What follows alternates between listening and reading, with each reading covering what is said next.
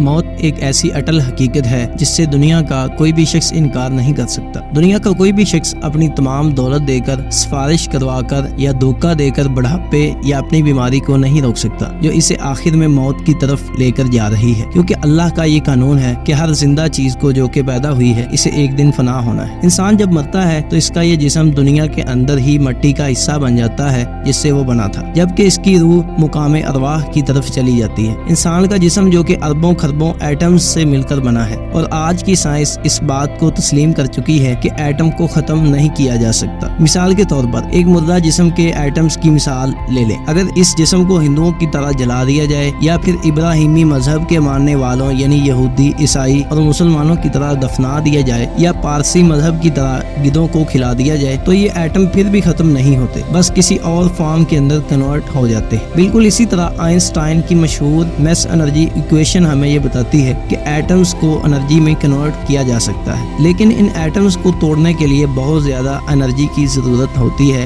جسے nuclear fusion ری action کہتے ہیں۔ اسی پروسیس کو استعمال کر کے ہمارا سورج اور کائنات کے اندر موجود لامحدود سورج ہر سیکنڈ نہ ختم ہونے والی انرجی اور ہیٹ کو پیدا کرتے ہیں۔ میڈیکل سائنس کی کھوج کے مطابق انسانی جسم کے اندر اس ری ایکشن کو پیدا کرنے کے لیے بظاہر تو کوئی انرجی موجود نہیں ہے، اور نہ ہی سائنس انسانی روح اور جنات جیسی کسی چیز کے وجود کو تسلیم کرتی ہے۔ لیکن دنیا کے تمام مذاہب سوائے ایتھیس کے اس بات پر یقین رکھتے ہیں کہ انسانی روح اس کی موت کے بعد جسم سے الگ ہو جاتی ہے۔ یہ روح کیونکہ انرجی کی صورت میں موجود ہوتی ہے، لہٰذا اس پر وقت یا ڈائمینشن کا کوئی بھی قانون لاگو نہیں ہوتا۔ آج کی موجودہ سائنس اب تک اپنے لمیٹڈ نالج پر یہ کلیم کر رہی ہے، اور ممکن ہے کہ کل مزید ایڈوانس ہونے کے بعد وہ خود اپنے اس کلیم سے پیچھے ہٹ کر روح کو بھی ایکسپلین کر لے۔ میڈیکل فیلڈ بھی انسانی جسم کے بارے میں سب کچھ جاننے کا دعویٰ نہیں کرتی، بلکہ وہ اپنے لمیٹڈ نالج کے ساتھ انسانی جسم کے بارے میں 1% بھی جان نہیں پائی۔ مثال کے طور پر انسانی ڈی این اے جس کے اندر بہت زیادہ گہرائیاں موجود ہیں، میڈیکل فیلڈ بھی اس کے بارے میں مکمل طور پر نہیں جان پائی، اور یہ ڈی این اے بالکل اتنا چھوٹا ہوتا ہے کہ عام انسانی آنکھ اس کو نہیں دیکھ پاتی۔ صرف آرگن ٹرانسپلانٹ کرنے کا یہ مطلب نہیں ہے کہ وہ اس آرگن کے بارے میں اور اس کی ورکنگ کے بارے میں سب کچھ جانتے ہیں۔ اگر زندگی میں خدا نخواستہ آپ کو کبھی کسی کمزوری یا پھر کسی آپریشن کی وجہ سے بے ہوش ہونا پڑے تو آپ کچھ حد تک موت کو محسوس کر سکتے ہیں۔ آپ کسی حد تک یہ جان سکتے ہیں کہ انسان موت کے وقت کیا محسوس کرتا ہے۔ اسی کنڈیشن کے لیے زندہ لاش کی ٹرم استعمال کی جاتی ہے، جبکہ میڈیکل سائنس کے اندر اس کو نیئر ڈیتھ ایکسپیرینس کہتے ہیں۔ کوما میں رہ کر نیئر ڈیتھ ایکسپیرینس کرنے والے بہت سارے پیشنٹس کی بالکل ایک جیسی سٹوری۔ ان کا کہنا تھا کہ موت کے کچھ ہی ٹائم بعد ہم محسوس کرتے ہیں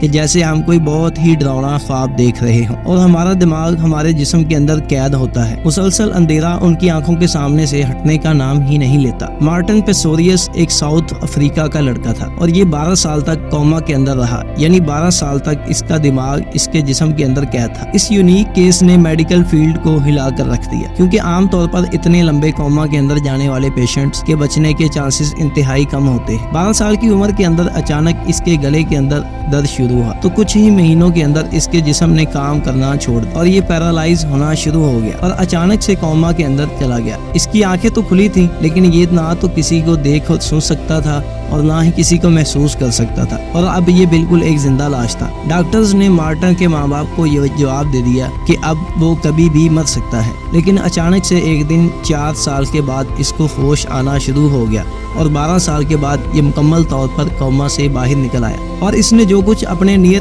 ڈیتھ ایکسپیرینس کے بارے میں دنیا کو بتایا، اس نے دنیا کو ہلا کر رکھ دیا۔ اس نے کہا کہ مجھے ایسے محسوس ہو رہا تھا کہ میرے چاروں طرف بس اندھیرا موجود ہے، اور میں ایک سنسان جزیرے پر قید ہوں جہاں پر میرے علاوہ کوئی اور موجود نہیں ہے۔ 4 سال کے بعد جب مجھے ہوش آیا تو میں آپ سب کی باتیں سن رہا تھا، سمجھ رہا تھا اور سب کو دیکھ بھی رہا تھا، لیکن بول نہیں پا رہا تھا۔ میں بہت کچھ بتانا چاہتا تھا، لیکن چاہ کر بھی کچھ نہیں بتا سکتا تھا۔ وہ کہتا ہے کہ مجھے ایسا محسوس ہوتا تھا کہ میں اس دنیا کے اندر تو موجود ہوں، لیکن کسی اور شخص کو اس بات کا احساس نہیں ہے۔ میں اپنے ہی جسم کے اندر قید ہوں۔ مارٹن کی طرح کے اور بہت سارے لوگوں کا بھی یہی کہنا تھا جو کہ کوما کے اندر رہ کر اچانک سے جاگ گئے۔ یہ لوگ زندہ لاش تھے، یعنی مرے بھی نہیں تھے اور زندہ بھی نہیں تھے۔ انہی لوگوں پر ریسرچ نے سائنٹسٹ کو یہ بتایا کہ آخر انسان موت کے وقت کیا محسوس کرتا ہے اور ایک انسان کو اپنی موت کا احساس کیسے ہوتا ہے کہ اب وہ واقعی مر چکا ہے۔ ایکسپرٹس کے مطابق دل کے بند ہونے کا مطلب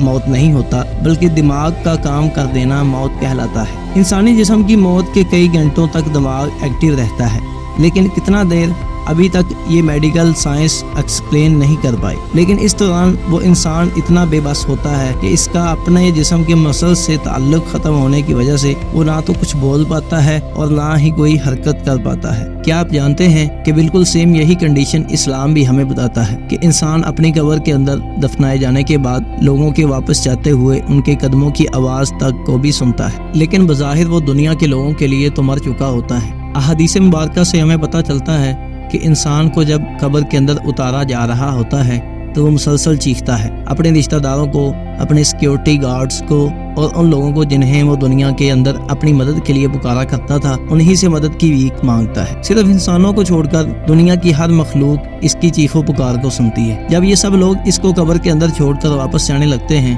تو اللہ تعالیٰ اپنے حکم سے دوبارہ اس کی روح کو اس کے جسم کے اندر واپس لوٹا دیتے ہیں۔ وہ انسان پھر سے اپنی آنکھیں کھولتا ہے اور اسے محسوس ہوتا ہے کہ اب وہ خواب سے جاگ گیا ہے۔ وہ اپنے آپ کو کفن کے اندر لپٹا ہوا دیکھ کر ڈر جاتا ہے اور خود سے سوال کرتا ہے کہ میں کہاں ہوں؟ اس مٹی اور کفن کے ساتھ میں اکیلا کیوں ہوں؟ اب اسے یقین ہوتا ہے کہ میں مر چکا ہوں اور یہ کوئی خواب نہیں بلکہ حقیقت ہے۔ اسی دوران قبر کے فرشتے منکر نکیر انتہائی ڈراؤنی شکل کے اندر اس شخص کے پاس آتے ہیں اور اس سے سوال و جواب کا سلسلہ شروع ہوتا ہے۔ یہ فرشتے میت سے 4 سوال کرتے ہیں: تمہارا رب کون ہے، تمہارا دین کیا ہے اور تمہارا نبی کون ہے؟ اگر یہ میت ان 3 سوالوں کے جواب دے دے تو اس سے چوتھا سوال یہ ہوتا ہے کہ تمہیں یہ سب کچھ کیسے معلوم ہوا؟ تو یہ نیک شخص جواب دیتا ہے کہ میں نے اللہ کی کتاب پڑھی جس کے ذریعے مجھے معلوم ہوا، جبکہ گناہگار کہے گا کہ میں تو وہی کچھ کرتا تھا جو لوگ کہا کرتے تھے۔ فرشتے یہ جواب سن کر کہتے ہیں کہ اے بدبخت، تو نے اللہ کی کتاب پڑھ کر ہدایت کو حاصل کرنے کی کوشش کیوں نہ کی؟ اور اس کے بعد وہ اس کو اتنے بڑے ہتھوڑے سے اتنی شدت سے مارتے ہیں کہ وہ زمین کے اندر دنس جاتا ہے۔ ساری زندگی اللہ کی نافرمانیاں کرنے والے کو اب اللہ کی یاد آتی ہے اور یہ رو رو کر اپنے اللہ سے معافیاں مانگتا ہے کہ مجھے معاف کر دے۔ اس سے زیادہ خوف اس نے اپنی زندگی کے اندر کبھی نہیں دیکھا ہوگا۔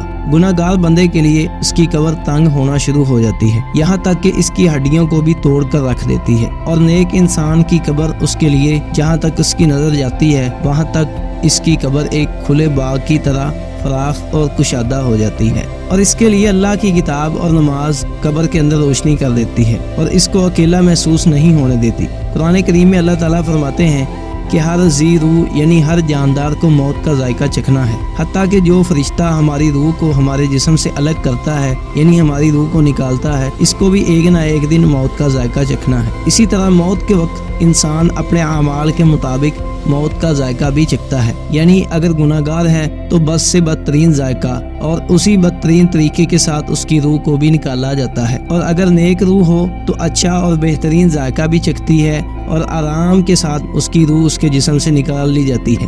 اسی لیے آپ دیکھتے ہیں کہ مرنے والے شخص کے چہرے پر یا تو خوشی اور سکون یا پھر خوف اور دہشت طاری ہوتی ہے۔ ناظرین، ایک زندہ انسان کے لیے موت سے بڑھ کر کوئی نصیحت نہیں ہو سکتی، اور اسی لیے نبی پاک علیہ الصلوۃ والسلام نے فرمایا کہ قبرستان جایا کرو تاکہ تمہیں احساس ہو کہ ایک روز تمہیں بھی مر کر یہاں پر آنا ہے اور ایک روز تمہیں بھی اللہ کے حضور پیش ہونا ہے۔ ناظرین، قبر ایک ایسی منزل ہے جہاں جانے کے بعد واپسی کا کوئی راستہ نہیں ہے، اس لیے آئیں میں اور آپ مل کر اس منزل کے لیے تیاری کریں۔ اللہ حافظ۔